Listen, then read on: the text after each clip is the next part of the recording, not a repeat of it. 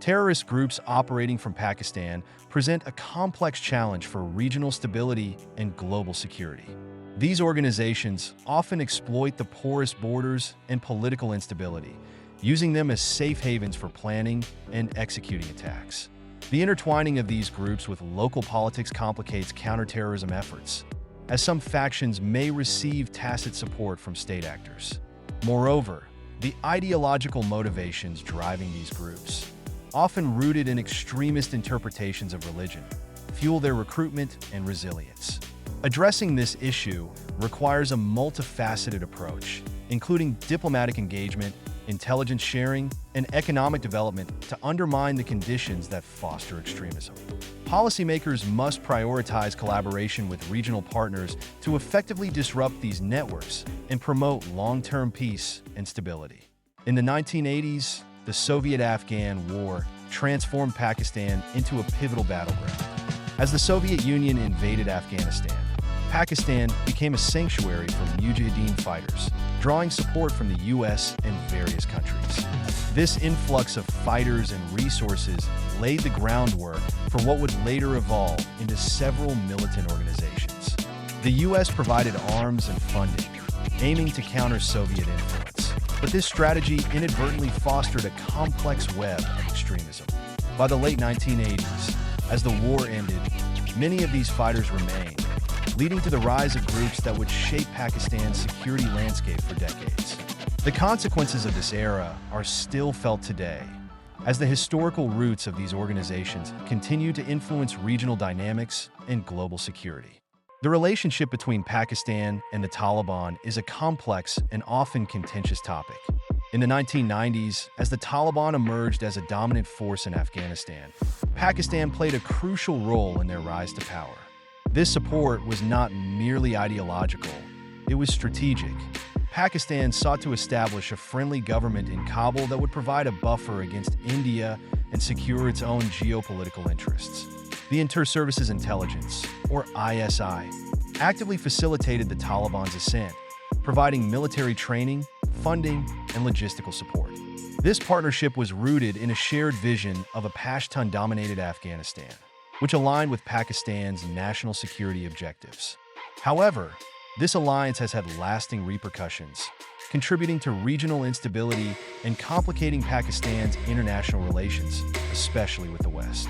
As we analyze this historical context, it's vital to recognize how these ties have evolved, impacting not just Afghanistan, but the broader geopolitical landscape in South Asia.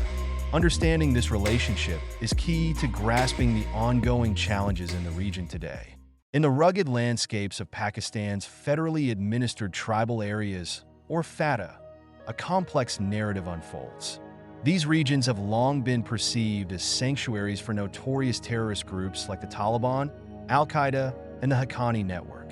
The geographical isolation, with its mountainous terrain and sparse population, provides a strategic advantage for these groups, allowing them to operate with relative impunity. Historically, FATA has been a melting pot of tribal traditions and external influences, creating a unique environment where militant ideologies can thrive. The local population often finds itself caught in the crossfire, grappling with the consequences of these groups' activities. While the Pakistani military has made significant efforts to combat this extremism, the challenge remains daunting. Understanding the dynamics of these sanctuaries is crucial, as they not only impact regional security, but also have far-reaching implications for global peace. The story of FATA is not just one of conflict. It's a reminder of the intricate ties between geography, culture, and the fight against terrorism. The Inter-Services Intelligence, or ISI, has long been a shadowy figure in the geopolitical landscape of South Asia. Accusations of its ties to various terrorist groups have raised eyebrows globally, particularly in the context of Afghanistan and India. The ISI's alleged support for factions like the Taliban has been interpreted as a strategic maneuver to extend Pakistan's influence in a region marked by instability.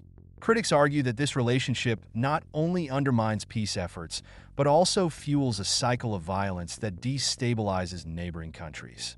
Meanwhile, India views the ISI as a direct threat, linking it to numerous attacks on its soil. The complexity of these relationships reveals a web of intrigue where intelligence operations blur the lines between statecraft and terrorism. As political analysts, we must dissect these narratives, questioning the motives behind the ISI's actions and their implications for regional security. The stakes are high, and the consequences of these ties could reshape the future of South Asia. Lashkar-e-Taiba, or LET, is a terrorist organization that gained infamy for its role in the 2008 Mumbai attacks, which claimed over 160 lives. Operating primarily from Pakistan, LET has managed to evade global sanctions by rebranding itself under different names. This adaptability allows it to continue its operations, recruiting and training militants while spreading its extremist ideology. Despite international efforts to dismantle its network, LET remains a significant threat, exploiting regional instability and political tensions. Understanding the complexities of such organizations is crucial for global security and counterterrorism efforts. The fight against terrorism is ongoing, and awareness is our first line of defense.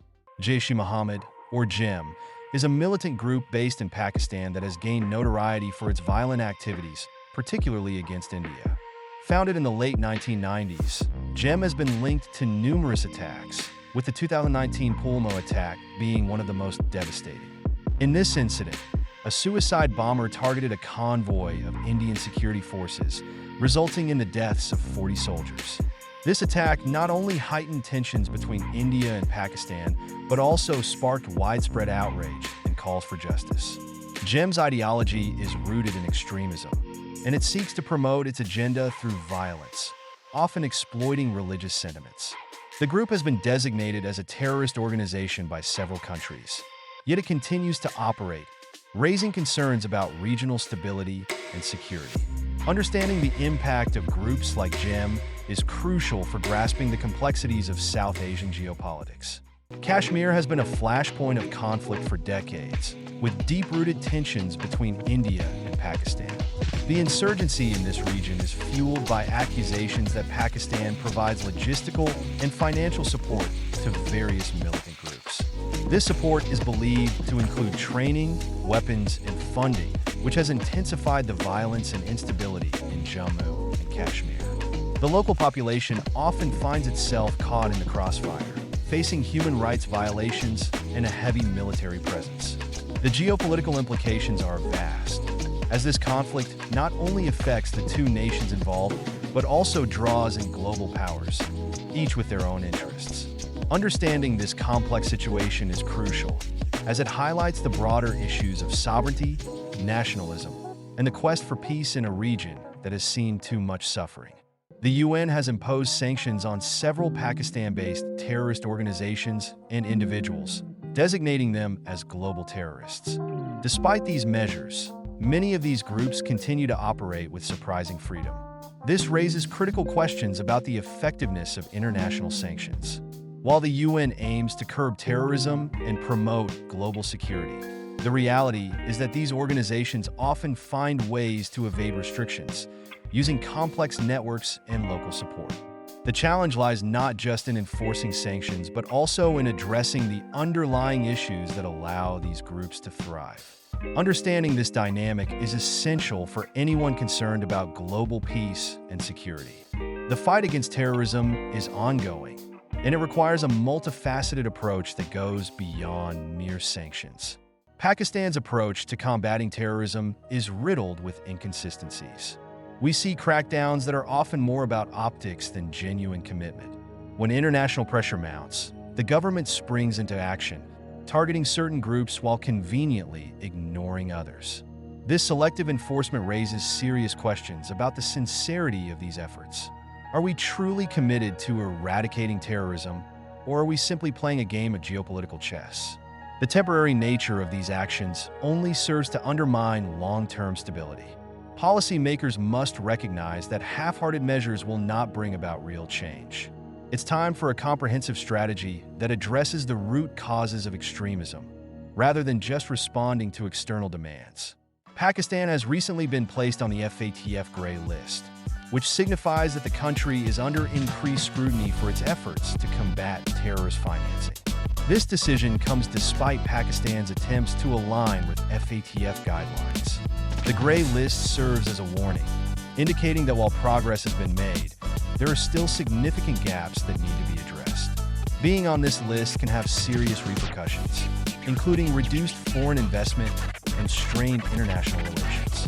The FATF emphasizes the importance of effective measures to prevent money laundering and terrorist financing, and Pakistan's ongoing challenges highlight the complexities of these issues. While the government has taken steps to improve its financial systems, the path to full compliance is fraught with obstacles. It's crucial for Pakistan to not only meet the FATF's requirements, but also to foster a transparent financial environment that can help build trust on the global stage. In recent years, Pakistan has faced serious accusations of harboring the Afghan Taliban and other militant groups that actively target U.S. and NATO forces.